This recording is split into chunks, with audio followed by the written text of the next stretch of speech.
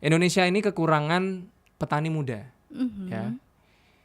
Bentar lagi ya kita kan dapat bonus demografi, ya kan. Tapi kalau kita nggak bisa manfaatin, apalagi di sektor pertaniannya, nggak ada yang jadi petani muda, itu akan tergerus dengan pabrik-pabrik yang mana yang megang itu orang-orang luar negeri.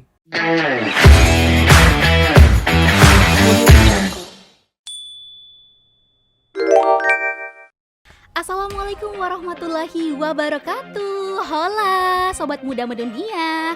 Berjumpa lagi nih bersama host cantik, ada April yang berisik tentunya dengan obrolan yang asik pastinya. Dimana lagi kalau bukan di podcast WMY Talk Season 3 Inspirasi Muda Mendunia.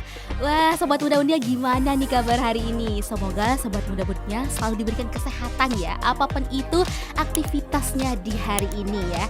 Nah Sobat Muda Mendunia, memiliki usaha sambil kuliah di usia muda, mungkin ini adalah impian semua mahasiswa yang ada di seluruh dunia, ya nggak sih? Tapi nggak jarang sekarang itu ya, banyak banget juga teman-teman kita yang dari pelajar sudah terjun ke dunia kerja dan bahkan udah mulai bisnis nih.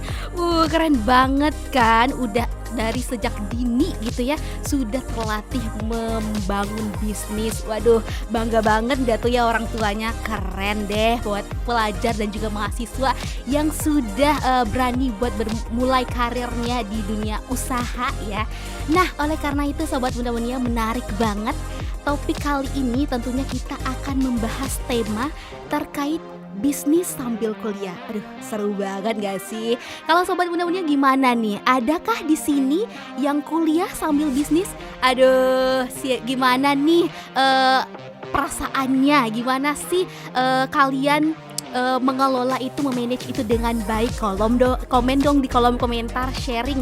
Kita sharing gimana sih sebagai mahasiswa kita juga sudah memulai karir nantinya setelah selesai kita langsung jadi pengusaha muda.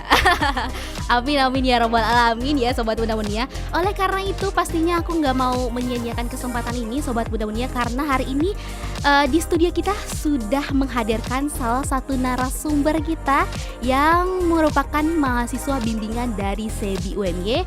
Oleh karena itu kita langsung aja ya sapa teman kita, Basit Fasdiakto. Hai Basit. Halo Sobat Muda Mendunia ya. Betul banget. Waduh, Basit ini ya jiwanya muda banget. Waduh, seneng Amin. banget nih aku bisa ngobrol sama salah satu calon pengusaha muda Indonesia yang sukses ya pastinya nanti ke depannya. Amin paling Serius. ya, paling serius. Amin paling serius ya. Nah, BTW ini ya Sobat Muda Mendunia, Basit ya panggilannya. Basit. Betul. Basit ini adalah CEO dan juga founder dari Innofarm. Nah, apa itu Innofarm? Nah, nanti kita bakal bahas lebih lanjut tentang Innofarm ya. Tapi sebelumnya Basit boleh dong disapa dulu Sobat Muda Mendunia yang di rumah yang lagi nontonin kita. Oke. Halo semuanya, Sobat Muda Mendunia ya. Betul. Moga sehat semuanya dan moga tetap produktif tiap hari. Benar-benar harus terlalu produktif dong. Ya, harus. Oke. Basit, gimana kabarnya hari ini Basit? Baik, alhamdulillah. Baik ya, wow, hari ini kayaknya aktivitasnya padat banget. Lumayan. Iya dong ya, harus produktif ya, Ya, kita betul, sebagai generasi muda Indonesia tentunya untuk menjadi seorang pengusaha nggak gampang lah ya. BTW nih Basit ya, Basit, aduh namanya tuh unik banget gitu. Gak semua orang memang, jadi Iya kan? jarang. Jarang banget, Basit Fasdiakto. Dan kalau orang ngomong pertama kali mesti aku misalnya Basit gitu, belum paham. Iya benar-benar. Cara ngomongnya gimana?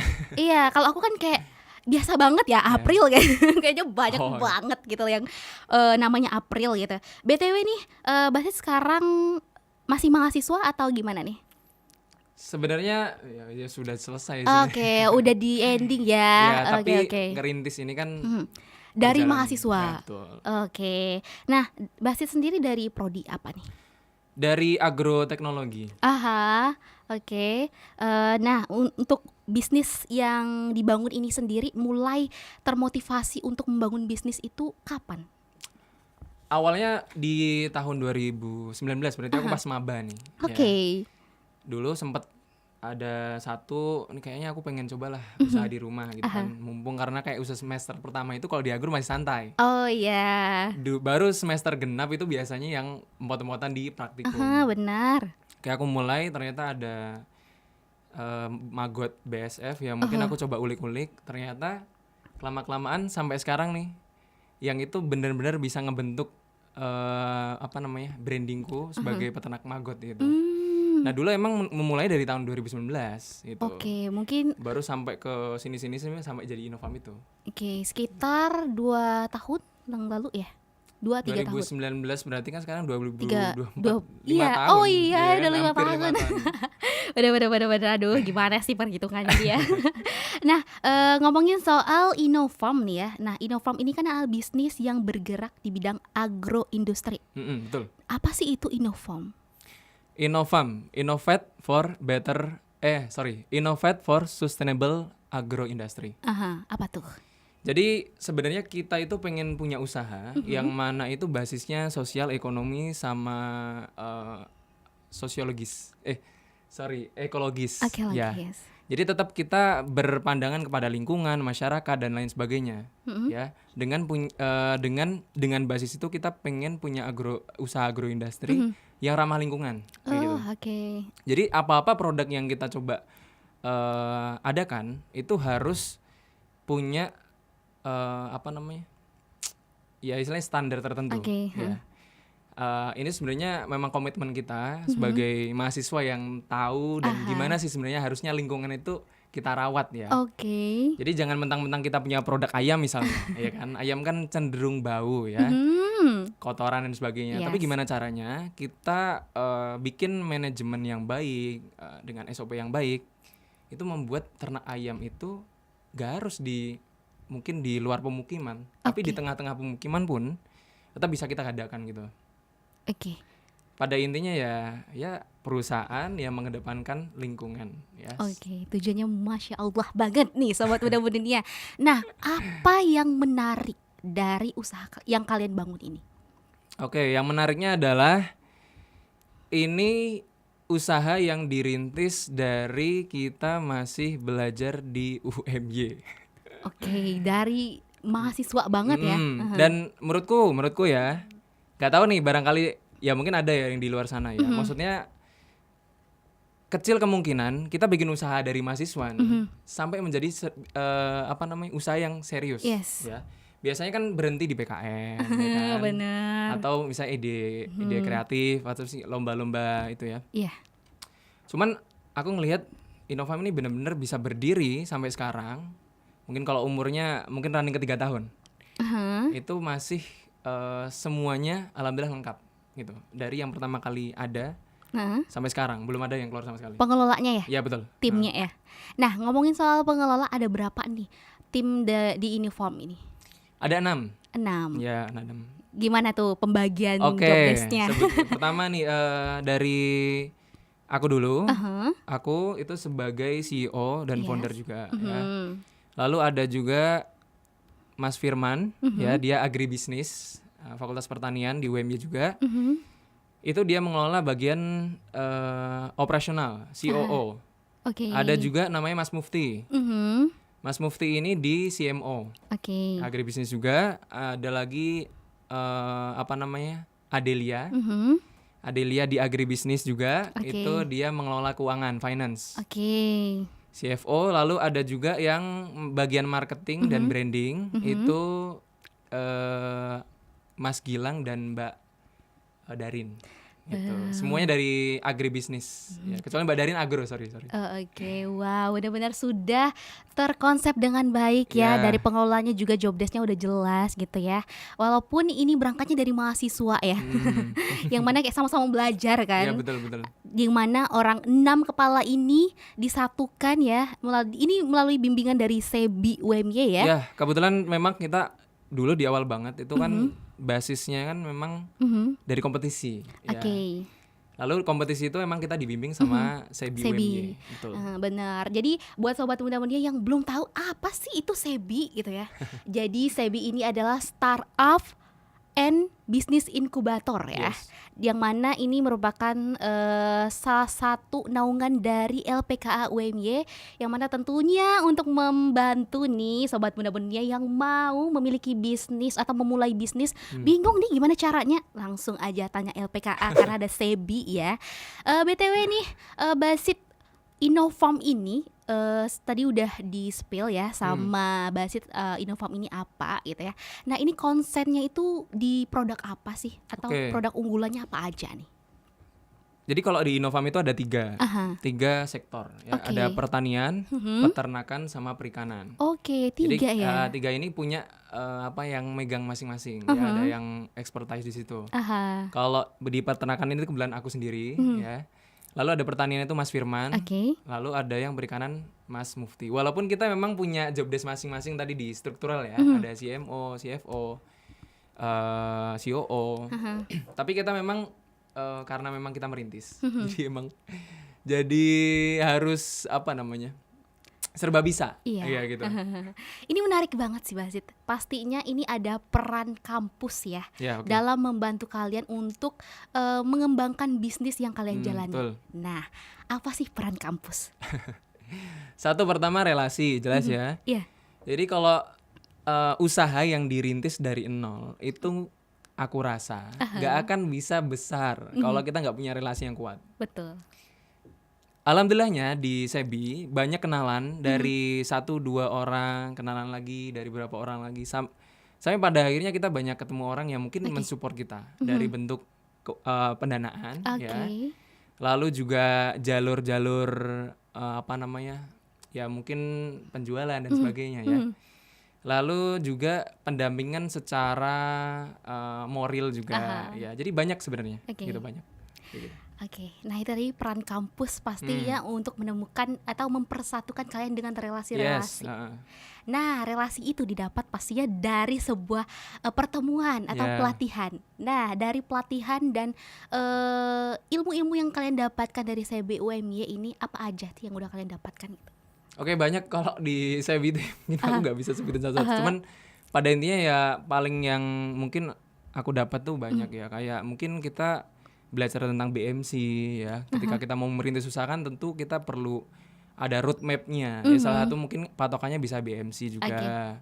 Ada juga gimana ya kita memulai sebagai apa ya, usaha untuk menjual suatu produk ya, dari segi marketingnya ya kan, banyak yang marketing, ada yang dari sisi offline, online ya, banyak itu juga ada pelatihan-pelatihan tertentu.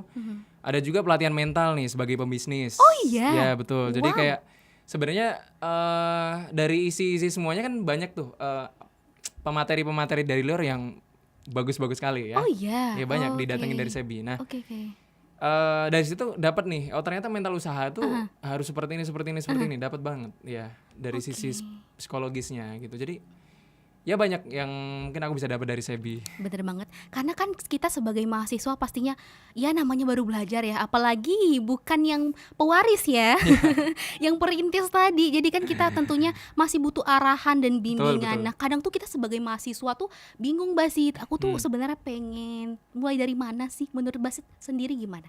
Oke. Kalau mulai dari mana? Udah kayak lagu ya. Apa tuh? Mulai dari mana? Dari matamu. Dari SEBI dong. Oh iya betul, dari SEBI. Jadi gini, kalau misalnya kita mau mulai, itu yang pertama adalah kita melihat dari kapasitas diri dulu. Kita itu punya kemampuan di mana, ya kan? Atau kita punya minat di mana. Ya, jelas kalau mungkin aku menurutku modal utama itu dari dua itu dulu. Ketika kita punya dua modal itu, aku rasa untuk menjalankan step berikutnya akan lebih mudah. Karena ketika kita suka, kita akan lebih mendalami ya. Kita mampu, kita akan makin suka, ya kan, jelas kan. Jadi menurutku dari dua itu dulu. Ketika udah dapat nih, barulah kita coba melihat memang setiap bisnis punya step masing-masing yang berbeda, ya kan. Contoh misalnya kalau di bidangku peternakan, jelas praktek itu adalah paling utama. Kalau misalnya kita punya minat, kita punya kemauan, kita merasa ada kemampuan, kalau nggak dieksekusi, nggak akan ngerti itu mampu atau tidak, nggak valid ya nggak sih. Jadi memang perlu kita eksekusi. Ya, kalau di bidang praktik kayak gitu jelas. Benar-benar. Lalu akan kalau yang kurasain ya, setelah kita praktik, nah itu lingkungan akan merespon. Oke. Kira-kira itu kita trusted nggak sih? Kita bisa nggak sih? Oke. Ketika bisa, orang akan datang. Oke. Gitu. Nah, mungkin kalau kita balik ke background Basit ya, yang mana memang di bidang pertanian ya. Yes. Nah, dan mengangkat juga bisnis yang di bidang pertanian. Artinya ada pertemuan tim nih, mana ada anak-anak dari agribisnis juga ya Yeah. yang tergabung. Nah, gimana sih Basit? Misalnya nih, ada sobat muda-mudanya yang dari manajemen misal, atau dari ilmu komunikasi. Memang mereka nggak ada basic nih Yeah. untuk membuka usaha tentang pertanian, tapi mereka punya minat, punya Oke. ketertarikan nih untuk buat bisnis itu gitu ya. Mungkin salah jurusan dulu kayaknya. Kan banyak banget ya, kita udah belajar tapi salah jurusan gitu. Nah, itu gimana caranya kita bisa nemuin teman-teman yang seperti itu nih, relasi yang kita bisa bersatu untuk membangun bisnis Oke. bersama, itu gimana? Sebenarnya kalau di Sebi kan udah ada ya, mungkin kalau bilang komunitas ya, ya mungkin mereka tuh ada namanya Vessel Program tuh, yang mana mempertemukan antara orang yang minat Oke. akan suatu bisnis di bidang mana, Oke. dan mereka perlu tim di situ. Nah, ada juga orang yang nggak punya ide, tapi dia punya kemampuan. Nah, itu orang itu disatukan tuh, jadi satu. Oh gitu. Gitu. Nah, dulu kebetulan banget, ini mungkin cerita yang menarik yang mungkin aku pengen sampaikan ke teman-teman. Ya. Jadi dulu kebetulan sebelum Inovam itu ada, aku join namanya Ombah. Ombah itu olah limbah. Oke. Itu salah satu startup jebolannya dari Vessel Program yang diadain sama Sebi UMY. Alhamdulillah sekarang Ombah masih running nih. Kemarin ya mungkin beberapa bulan yang lalu dapat pendanaan dari BSI, dapat 100 juta. Wow. Gede kan ya? Gede dong. Nah itu kebetulan dulu aku join di sana tapi sempat keluar. Oh, Ya karena gitu. memang ada pembahasan tertentu dan pada intinya adalah aku pengen punya usaha yang seperti apa dengan satu orang lagi yang pengen usaha yang seperti apa. Jadi kita Oke. agak sedikit perbedaan visi nih. Oke, Ya. benar-benar. Tapi pada akhirnya kita nggak melepas relasi kita, maksudnya kita Iya. tetap berhubungan baik dan sebagainya. Akhirnya aku membangun usaha sendiri, yang mana mungkin dengan usaha ini kita bisa ya sama-sama mencapai visi yang sama di kelompok Oke. masing-masing ya. Di Ombah seperti apa, di Inovam seperti apa gitu. Oke. Nah itu sih mungkin ketika ini kalau menurutku ya, ketika kita bangun usaha, kita harus clearkan dulu nih visi kita ke depannya seperti apa. Betul. Kita punya usaha, kita punya satu project atau sebagai apa, sebagaimana gitu. Orang-orang di dalamnya harus kita clearkan dulu. Visi kita seperti ini. Yes. Visi kita ini itu. Bisa nggak sih setiap orang itu bisa merealisasikan dreamnya masing-masing ya di perusahaan ini? Kalau enggak mesti akan keluar. Iya. Misal contoh, aku pengen punya usaha untuk menghidupi keluarga. Kalau ternyata usahanya running dan tidak bisa mencukupi itu, dia akan keluar jelas. Iya, Ya kan? benar-benar. Maka emang di sini tuh yang aku pelajarin ya dari berjalannya Inovam ini sampai sekarang, gimana caranya Inovam itu bisa mengabulkan mimpi-mimpi di tiap founder Oke. gitu. Dengan visi yang sama seperti itu. Wow, luar biasa banget Basit. Nah, ini kan Inovam alhamdulillah ya udah berjalan dengan baik ya. Udah 3 tahun ya Basit ya? Kurang Running ke lebih. 3 tahun berarti. Running ya. 3 tahun, terus juga solidnya makin solid gitu kan Amin. ya. Amin, amin ya rabbal alamin. Terus juga alhamdulillahnya dapat respon yang baik dari masyarakat sekitar pastinya ya. Terlihat soalnya di Instagramnya aktif banget, yang mana ada berbagai macam usaha tadi yang udah Basit sebutin. Ada Oke. Menggot ya Basit ya. Terus ada, aku lihat juga ada kayak nanam selada gitu ya, hidroponik betul, gitu ya. Hidroponik. Oke. Terus juga alhamdulillahnya banyak banget nih dikunjungi Ya. oleh orang yang mau belajar. Nah, Ya, betul. rencana kedepannya apa nih? Rencana kedepannya tetap ya kita sebagai Inovam ya. Inovam kan ino-nya itu kan dari kata innovate, Iya. menginspirasi ya, menginovasi. Nah, itu kita pengen jadi inovator di bidang agroindustri ya. Inovasi ini bukan tentang harus IoT dan sebagainya, karena kita pengen lebih merambah ke masyarakat. Ya kan masyarakat mungkin IoT sangat awam sekali. Jadi kita memang penjamahannya pelan-pelan ya ke masyarakat. Kita sama-sama edukasi masyarakat gimana sih beternak yang mungkin lebih ramah lingkungan. Kita punya pertanian yang mungkin lebih integrated lagi, ya kan, lebih sustain lagi. Kita pengen kayak gitu.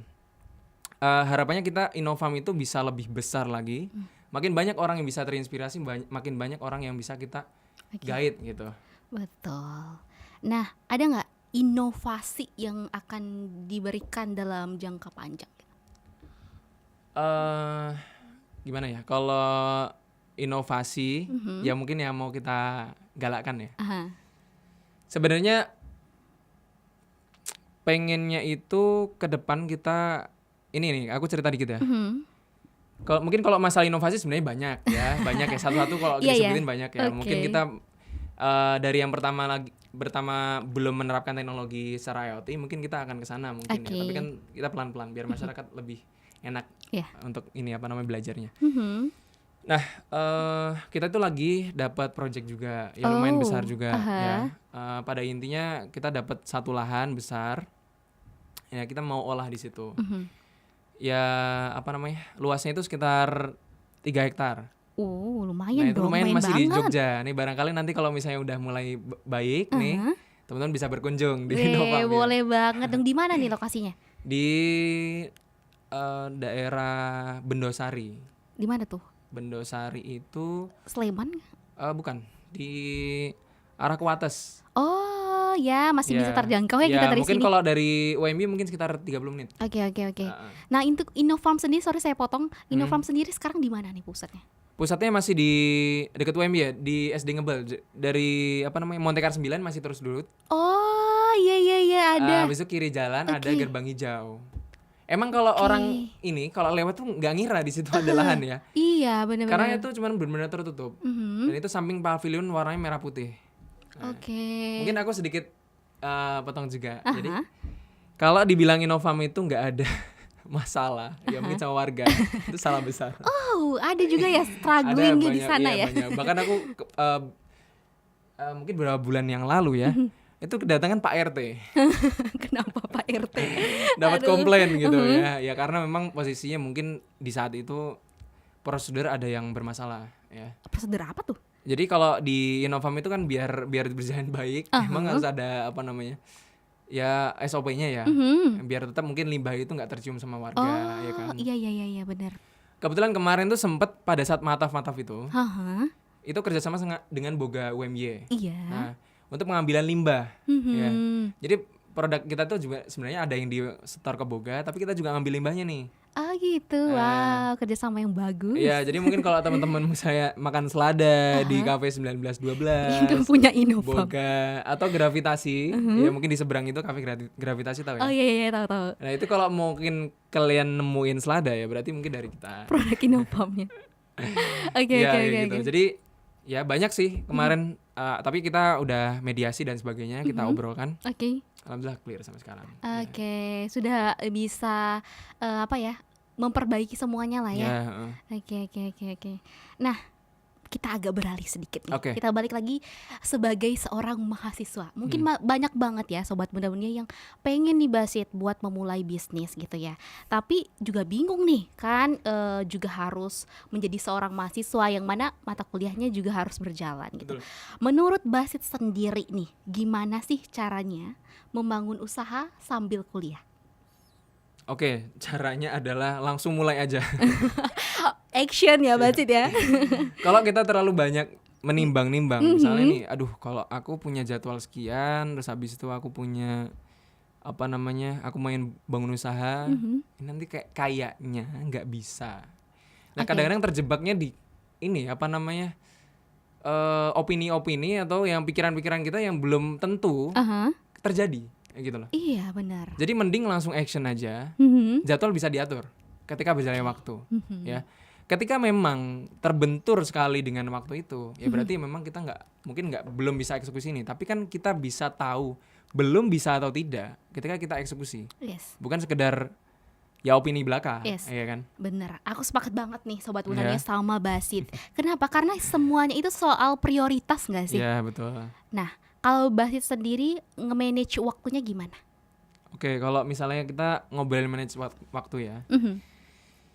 Ya ini sebenarnya Usaha ini gimana ya? Usaha ini tergantung, bisa dibilang penting banget sama yang enggak. Ini tergantung sama tujuannya tadi ya. Iya.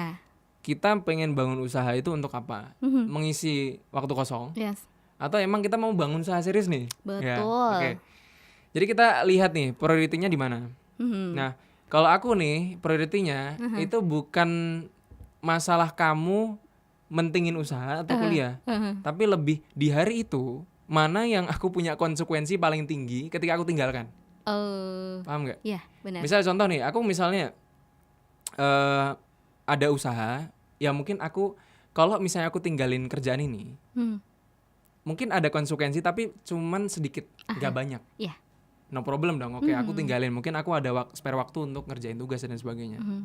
Dengan rasionalisasi, kalau aku ngerjain tugas, aku lebih lancar lagi buat usaha ini, gitu. Daripada numpuk-numpuk mungkin ya. Iya. Jadi maksudnya pada intinya jangan terlalu terpaku mana yang harus prioritaskan, mana yang kerja atau kuliah. Iya. Tapi di hari itu, ya jadwal itu mana yang paling penting yang harus dikerjakan dulu. Betul. Gitu. Memang kalau misalnya harus kuliah, oke kuliah ya kan. Yang lain mungkin harus disingkirkan dulu. Iya. Tapi itu fokus. Jadi hari itu ya kerjakan fokus. Betul. Baru nanti mengerjakan yang lain. Yes. Ketika ada konsekuensi, ya kita kerjakan konsekuensinya gitu. Betul banget. Apapun itu jangan ditunda-tunda Iya, ya, Basit ya. itu sebenarnya. Kalau istilah-istilah anak sekarang itu work life balance. Iya kan? Banyak banget kan yang bilang work life balance. Mereka paham gak sih sebenarnya gitu ya. Jadi itu memang sebenarnya tergantung kita nih memprioritasinnya gimana. Semuanya tuh bisa termanage dengan baik dan semuanya juga bisa berjalan dengan semestinya, tapi dilakukan, jangan ditunda. Iya. Itu tuh yang masalahnya Betul, mahasiswa betul. sekarang banyak mikirnya, Basit. Iya, betul. Oke deh. Nah, Basit, 2 tahun lalu nih ya, aku dapat informasi bahwa Innofarm ini berhasil meraih pendanaan Iya. dari program hibah LLDikti Betul. yang kelima tahun 2020, benar ya? Betul. Nah, apa peran pendanaan ini dalam perkembangan bisnis kalian? Gimana sih kalian ngelola dana ini? Oke, kalau kita ngobrolin perannya, perannya penting banget karena ini start awal kita. Ya. Jadi pas banget ada salah seorang ya, ini kebetulan dosen juga nih. Aha. Perlu sebutin nggak dosennya? Ini gimana nih yang penting harusnya kah atau yang gimana? mutusin aku ya. Iya dong. Oke, mungkin nggak aku sebutin. Ya, pada intinya adalah beliau ini secara sukarela kayak ya memberikan lahannya ya untuk diolah. Wow. Oke. Mulia Tapi sekali. sebenarnya dalam arti sukarela ini ya pada akhirnya nanti kita bagi hasil ya. Cuman nggak mengejar profit banget. Oke. Ini yang ku sebut mungkin angel investor yang mungkin dia nginvest nih dari segi dana, lahan dan sebagainya, tapi nggak mengharapkan profit Iya. di awal Oke. gitu. Nah, lalu di saat itu juga kan tetap kurang ya dananya, kita perlu ada sumbangsi lagi. Nah, pas itu ada kompetisi LLDikti 5 yang itu juga ya istilahnya ditawarkan dari SEBI. Oke. Kita masuk, daftar, ya biasanya kebut malam tuh. Deadline mepet ya. Mahasiswa banget nih, Bes. Tapi alhamdulillahnya ternyata kita lolos, kita presentasi dapat pendanaan. Oke. Nah, jadi mulai dari situ menurutku start paling penting banget karena nama Innofarm dan visi misi yang mungkin sampai sekarang ya mungkin beberapa masih ada. Itu startnya di itu. Mulai dari sini ya? Dari LLDikti itu. Mungkin kalau misalnya kita belum ada itu, ya secara formalitas mungkin nggak ada ya namanya logo sebagainya. Mungkin belum ya. Belum terkelola Atau, dengan baik lah ya. Ya, kalau mulai dari situ kan kita ada paksaan untuk membuat itu akhirnya. Ya sekalian ternyata bagus juga nih rangninya. Benar. Gitu. Oke, tahun 2022 ya? Iya, betul. Gitu ya. Nah, sekarang lahan itu lahan siapa nih yang kalian pakai? Oke, ini tanya beneran. Penasaran nih gitu kan. Kebetulan ini lahannya Pak Suryo Pratolo. Oke. Itu mantan wakil rektor bidang keuangan. Gitu. Pak Suryo ya. Ya, Pak Suryo mungkin mesti teman-teman FEB ya mesti Sudah kenal familiar banget. ya. Ayo, siapa nih mahasiswa Pak Suryo, komen nih di kolom komentar. Ya gitu. Jadi ya alhamdulillah relasi beliau ya dengan beliau cukup baik sampai sekarang. Ya makanya sampai bisa kenal kemana-mana ya karena beliau juga. Oke. Gitu. Wah, sangat terbantu ya, Ya, ada betul. lahan itu. Kalau nggak ada lahan itu mungkin kalian juga belum tentu ya bisa sustainable sampai sekarang. Ya, benar. Bener. Nah, kemarin tuh aku sempat cek nih Instagram Inofarm YK. Jadi Instagram Inofarm ini ada yang namanya @inofarmyk nih, sobat muda Ya. mungkin bisa follow ya. Betul. Wasit ya. Bisa follow, bisa dikepoin, mungkin juga bisa beli produknya ya. Nah, langsung lahan aja. Yes, ada selada loh yang seger banget. Aku kalau lihat di Instagram kalian tuh kayak, aduh menarik banget. Aduh pengen deh berkunjung ke situ kapan-kapan, boleh nggak sih? Boleh. Boleh dong ya. Ramainya pas apa namanya? Lagi mau bakar-bakar gitu Oh, ya kan. iya bener. Ini yang beli mahasiswa atau? Mahasiswa banyak. Dari dosen-dosen juga. Oke, ada yang sempat pesen gitu nggak sih? Selain boga ya? Oh, banyak. Kayak salad Banyak. sayur dan sebagainya banyak sekali. Oke. Ngomongin soal hasil nih. Nah, itu kalian ada target tersendiri nggak sih? Oke, kalau target memang ada ya di Ada. tiap lini ya. Tiap lini. Kalau misalnya di ayam itu minimal itu per minggu sebenarnya 14 ekor sampai 20 ekor. Oh. Itu harus kita keluarkan ya, harus kita Jual jual. ya?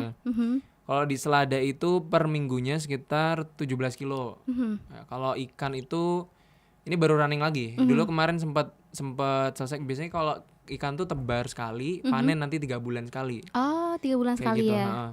Tapi sekarang kita mulai siklus sih. Jadi per 2 minggu kita harapnya bisa panen. Cuman ini baru masih kecil-kecil. Gitu. Itu yang ngelola kalian berenam itu ya? Iya betul. Itu gimana tuh? Shifting kah sistemnya atau gimana? Oke, kalau yang WFA ada 2. Yang ada WFH yang ya? bagian apa namanya? Branding ya. Dari Agri nih pasti nih. Dari agro mah. Oh, dari agro Agro malah. sama agri sih Oh, sebenarnya. Ada iya, 2 iya, orang iya. ya. Yang on farm itu, yang on field, maksudnya di lapangan, itu ada 1 orang yang laki-laki, yang di rumah itu ada perempuan 1. Terus yang WFH lagi 1 perempuan itu di Bogor. Itu bagian finance. Gitu. Iya, bisa di Kalau yang mobile benar-benar ya. benar-benar di lapangan ada 4. 4. Ya. Wow. 4 itu yang tadi ya bagian apa namanya? Multimedia Iya. sama kita bertiga nih yang apa namanya? Di pertanian, peternakan sama perikanan gitu. Oh, gitu. Wow, ini kalian gimana? Aman aja sampai sekarang buat ngelola itu? Atau Alhamdulillah cukup aman. keteteran? Mungkin Ya. aku bisa kali ya masuk mendaftar sebagai pengelola. Sebenarnya cukup keteteran, cuman sekarang banyak teman-teman yang magang. Ya. Wah, buka magang juga BTW. Ya, ada. Walah. Kalau sekarang lagi nerima reguler. Mhm. Terus kemarin sempat kerja sama agribisnis untuk magang MBKM. Oh, MBKM di sana. Iya. Ih, keren banget. Iya. Wow. Kayak gitu. Ada tapi sekarang. Ya MBKM udah terdaftar 3 orang. Kalau yang magang reguler ada 8 orang. Wow, Sekarang banyak udah. loh. Jadi ya udah gak keteteran lagi nih. Oh iya dong, pastinya sebanyak itu. Betul. Dan ini informasi penting nih berarti buat sobat Ya. muda dunia yang lagi cari magang, terutama anak agri ya. Yes, Aduh, betul. yang pengen nambah skillnya, siapa Ya. tahu nanti pulang ke rumahnya buat usaha seperti Betul. Inofarm ini ya. Boleh banget daftar di Inofarm YK ya. Ya. Mungkin bisa DM dulu ya Ya, kali ya, betul, atau betul. hubungin langsung dong Basitnya.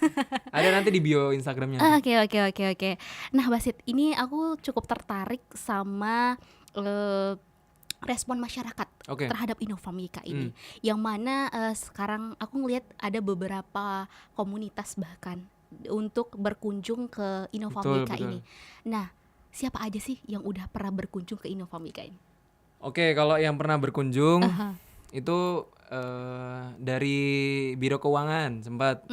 Biro Keuangan UMY? Ya, Oke, UMY oke. kayaknya mau nyari-nyari nih karena pensiunnya enaknya ngelola apa nih. Cari target Iya ya. betul. Ada juga kelompok-kelompok tani. Ada kelompok tani yang dari Bendosari itu yang kita kelola lahannya sekarang. Oh, Ada kalian juga juga- ngelola lahan ya BTW ya? Iya betul. Ya itu yang tadi. Oke. Terus ada juga dari SMA kayak Bias, UMY, Bias UMY lagi. Apa tuh? Dari Bias, SMA Bias. Oh, iya, Jadi iya, kebetulan iya. mau ini juga mau kunjungan sih, baru mau nih nanti 20 Februari kayaknya. Betul. Ada juga dari pondok-pondok ya. Kayak dari apa sih namanya tuh? Pondok Rapia gitu itu ada iya, juga. iya, deket ya. Ya. Lain ya mungkin kelompok-kelompok tani yang kemarin kita sempat sosialisasikan di desa itu. Oke. Kan banyak nih kita sempat pas KKN itu rame banget. Itu kan ngundang kita sebagai materi untuk ke Pemateri, desa ya kan, karena lekak banget nih kalau namanya pertanian, peternakan sama perikanan kan lekak sama masyarakat ya. Yes, dengan pengabdian. Nah betul, jadi banyak banget nih kemarin sempet kita diundang untuk ngisi materi. Nah orang-orang ini warga-warga pada penasaran, pengen lihat langsung, ya udah pada berkunjung. Wow. Jadi selain punya lahan, jadi Innofarm ini Sobat Muda Mudia selain punya lahan, mereka juga bisa loh diundang jadi pemateri. Betul. Dan pastinya juga terbuka buat masyarakat umum dan juga sekolah-sekolah yang mau belajar tentang peternakan, Yes. terus perikanan, juga pertanian tentunya. Innofarm YK ya, Innofarm YK, aku jadi kayak Innofarm Yogya ya. Innofarm YK ini terbuka banget untuk kalian yang mau berkunjung ke sana ya. Nah, ini ada yang lebih menarik lagi tau. Apa tuh? Jadi aku lihat kalau Innofarm ini pernah diliput oleh salah satu televisi lokal ya. Oke, ada. TVRI ya? TVRI, betul. TVRI regional Jogja ya? Ya. Nah itu gimana ceritanya kok bisa sampai diliput TVRI? Oke, sebenarnya banyak nih. Jadi tapi awal mulanya emang TVRI. Oh, mulanya TVRI. Jadi gara-gara nggak tahu nih gara-gara TVRI bukan ya. Pada intinya setelah itu banyak banget channel-channel YouTube yang datang. Oh, berarti salah satunya mungkin tadi sebelum di sini aku sempat cerita di Cap Capung. Yes, itu terkenal banget ya, lumayan lah ya. Ya mungkin kalau di teman-teman yang suka tentang lingkup agribisnis itu banyaknya channel Cap Capung itu yang liput ya. Jadi dari TVRI itu sebenarnya dari Sebi ya. Sebi itu kemarin sempat kejahatan untuk ada nggak nih usaha-usaha muda, wirausaha muda yang mana jebolnya dari UMY. Emang targetnya itu ya mereka? Ya betul. Ya ada sih beberapa diliput, salah satunya Innofarm ini gitu. Mulai dari situ banyak lagi yang itu. Yang datang ya. Betul, Cap Capung itu. Wow. Sangat berpengaruh ya ternyata ya.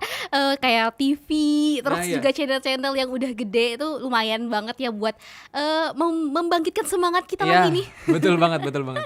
Iya kan. Nah, gimana sih kalian ini bisa mendapatkan respon yang baik dari masyarakat, terutama yang ada di sekitar kampus kita ini? Yang pertama adalah ini harus apa yang kita bilang itu harus sesuai realita ya. Maksudnya gini, kadang orang nggak ngerespon baik karena ya cuma janji-janji aja. Masa aku bisa lah ente nanti untuk mengelola limbahnya dan sebagainya. Ya itu sih kadang-kadang ya mungkin di situ. Ya kadang-kadang keteteran juga karena mungkin limbahnya banyak ya. Sebenarnya yang bau itu limbahnya. Oh gitu ya. Untuk manggotnya ini ya? Betul. Cuman belakang ini ya karena memang banyak banget tuh dari warga, akhirnya kita mengurangi. Jadi dari boga itu kita stop dulu sebenarnya. Oke. Tapi tetap dari warga-warga lain tetap ada limbah yang masuk gitu. Berarti kerja sama juga sama desa ya? Lebih tepatnya kayak warung-warung gitu. Oh, warung-warung. Ya karena memang kan TPS Piungan udah mulai tutup. Ya kan? Iya benar. Jadi mereka bingung nih mau buang kemana, betul. Ya mungkin kita bisa jadi solusi di situ ya. Kayak gitu, saling menguntungkan lah. Ya pada intinya kalau misalnya kita mau membangun opini baik ke masyarakat, ya tetap kita harus selalu nongol hadir di masyarakat. Benar. Bukan di masyarakat yang mungkin di luar ya, tapi adalah di sekitar kita. Ya kita bahasa Jawanya serawung ya, sering datang silaturahmi. Betul. Apa permasalahan yang mungkin kita bisa tangani dan sebagainya gitu. Emang harus saling terbuka. Kalau tertutup malah cenderung seakan-akan menutupi sesuatu. Ya kita terbuka aja kayak gitu. Itu juga kuncinya ya buat kita yang memulai usaha tentunya. Ya tidak luput dari peran masyarakat ya.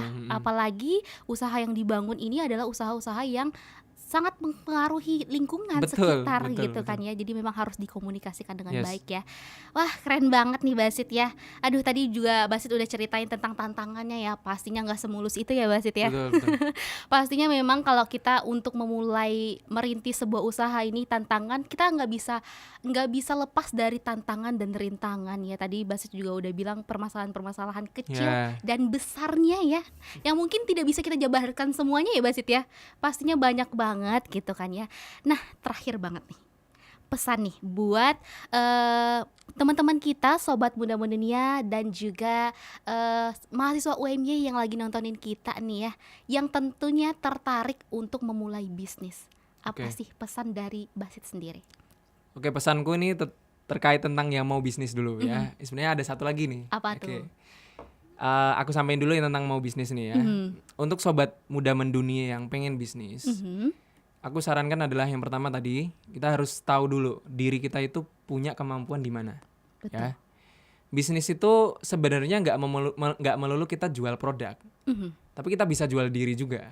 Oh, positif ya sobat muda-mudanya. Influencer ya, jadi public figure dan sebagainya. Dari situ akan muncul lini-lini bisnis yang lain yang menguntungkan gitu. Maksudku kayak gitu. Jadi pada intinya adalah kita punya kemampuan di apa, di mana ya, kita punya ya ketertarikan di mana, maka cobalah gitu, lakukan dulu. Nanti akan ketemu nih jalan 1, 2 di mana ya mungkin kita ternyata dari semua yang kita tahu, semua yang kita bisa, ternyata yang paling prospek di sini. Nah, Sepakat. kalau pada intinya gini, kalau masih muda itu masih mencari kursi, mana yang paling nyaman diduduki kayak gitu. Jadi pada intinya kita cari aja semua, mana sih kita rasakan dulu tempat duduk di sini, di mana, di sana gitu. Ketika kita merasa cocok, nyaman, ya udah duduk di situ. Jalani terus kayak gitu. Oke, itu ya mungkin ya yang mau bangun bisnis. Itu saranku. Nah, insya Allah nanti ketika kita udah mulai running, akan banyak tuh relasi masuk. Semakin kita fokus di jalan yang kita udah tentuin tadi, semakin banyak orang yang akan datang gitu untuk support kita. Nice. Ya itu mungkin yang kita kita rasakan semuanya ya, kayak gitu. Terus kalau satu lagi nih mungkin ya, aku pengen pesan buat teman-teman. Ini nggak spesifik ke teman-teman pertanian atau agribisnis atau agroteknologi. Tapi ini aku pengen ngasih keresahan aja. Oke. Indonesia ini kekurangan petani muda. Ya. Bentar lagi ya kita kan dapat bonus demografi ya kan. Tapi kalau kita nggak bisa manfaatin, apalagi di sektor pertaniannya, nggak ada yang jadi petani muda, itu akan tergerus dengan pabrik-pabrik yang mana yang megang itu orang-orang luar negeri. Ya. Benar. Bukan dalam negeri. Kita akan kalah saing sama orang-orang yang sudah punya industri duluan. Kalau kita misalnya kita nggak mulai dari sekarang, ya kita nggak akan bisa bersaing dengan kancah pasar internasional. Betul. Ya. Jadi makanya teman-teman ya, jangan anggap pertanian itu nggak prospek. Satu, yang kedua melelahkan, yang ketiga kotor, nggak melulu seperti itu. Teman-teman masih muda, banyak inovasi yang kita bisa terapkan. Betul. Untuk gimana caranya melakukan pertanian itu nggak mulu-mulu capek gitu. Ya. Jadi aku bisa jamin ya. Berjamin ya. Ada jaminannya nih. Prospek pertanian ke depan itu akan sangat bagus. Ya, karena nggak akan hilang, nggak akan tergerus oleh zaman karena orang masih butuh makan. Betul. Gitu. Ya mungkin sekarang teknologi banyak ya, tapi pada intinya ya tetap lagi-lagi manusia itu nggak mungkin diisi bensin, nggak mungkin di-charge pakai listrik, ya. Semasa manusia itu masih ada, ya masih hidup, ya berarti makanan itu tetap harus ada. Ya, makanya konsumsi atau pertanian, ya, atau sektor di dalamnya pertanian, peternakan dan sebagainya itu sangat penting di ya kehidupan mendatang, kayak gitu. Mungkin itu aja sih. Moga teman-teman bisa bisa mau gitu untuk terjun ya untuk di dunia pertanian. Karena sakit rasanya ketika kita datang ke desa melihat yang ya sudah tua-tua gitu yang bekerja. Ya nggak ada yang mau meneruskan gitu. Ya mungkin rata-rata kalau teman-teman mungkin wawancara di mana ya ketemunya umur 50, 60, 70 bahkan. Masih gendong jerami dan sebagainya. Kasian sekali. Jarang banget kita nemukan generasi muda yang masih gagah perkasa itu membahas tentang pertanian. Gitu ya Basit ya. Luar biasa Mas Basit ini salah satu pelopor nih sobat muda-muda, tepuk tangan dulu dong buat Basit. Keren.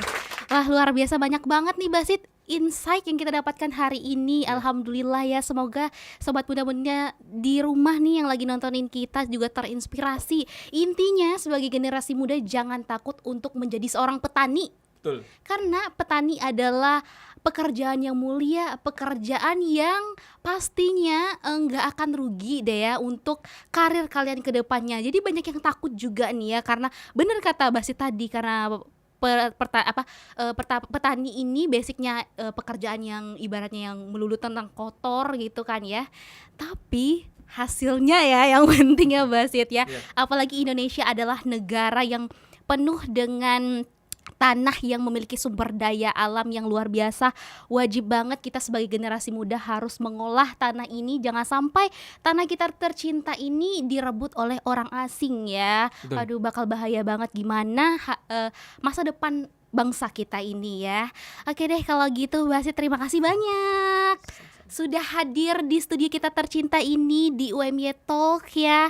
Sudah menyediakan waktunya pastinya ya, yang alhamdulillah ya hari ini bisa. Aduh greget banget, tapi deg-degan gitu loh, bisa nggak ya Basit, bisa nggak ya gitu ya. Tapi alhamdulillah bisa nih Sobat Muda Munia, keren banget. Nah Basit, terakhir banget nih ya, kita ada tagline nih. Jadi UMY Talk ini udah season ketiga, kita ada tagline yang mana kalau nanti aku sebutnya UMY Talk season 3, nanti Basit boleh juga Sobat Muda Munia yang di rumah ikutan nih bilang inspirasi muda mendunia. Inspirasi muda mendunia. Oke, nah kalau gitu terima kasih banyak Sobat Muda Munia sudah menonton kita sampai di akhir ini. Jangan lupa like, comment, dan subscribe channel @UMYokia supaya kita makin terinspirasi ya untuk mengundang narasumber-narasumber yang lebih kece-kece lagi, lebih menginspirasi lagi tentunya untuk Sobat Muda Munia di rumah.